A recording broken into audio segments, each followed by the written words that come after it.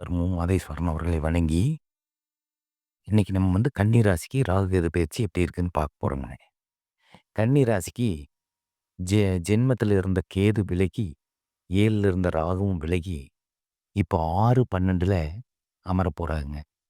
இந்த 6/12ல ராகு கேது இருந்தா என்ன பலன் கன்னி ராசிக்கு கிடைக்கும்னா, 12ஆம் இடத்துல இருக்கிற கேது பார்த்தீங்கன்னா, ஞானத்தையும், அறிவு, ஆற்றல், திறமைகளையும் குடுப்பாருங்க. நல்ல சிந்தனைகள குடுப்பாருங்க. தெய்வ வழிபாடுகள், சித்தர்கள் வழிபாடு, யோகா இந்த மாரி நல்ல நல்ல வழிபாடுகள அருமையா செய்வாருங்க. இந்த அந்த 12ஆம் இடத்துல இருக்கிற கேது, தீட்சை எடுக்கிற கொண்டு போவாருங்க.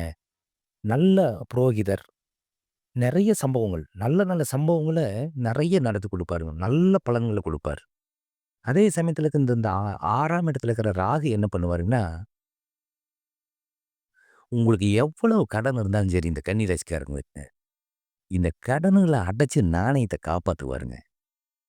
இந்த 6ஆம் இடத்துல இருக்கிற ராகு ராகு என்ன பண்ணுவாருங்கன்னா, கடன்கள அடைச்சு நாணயத்த அருமையா காப்பாத்துவாருங்க.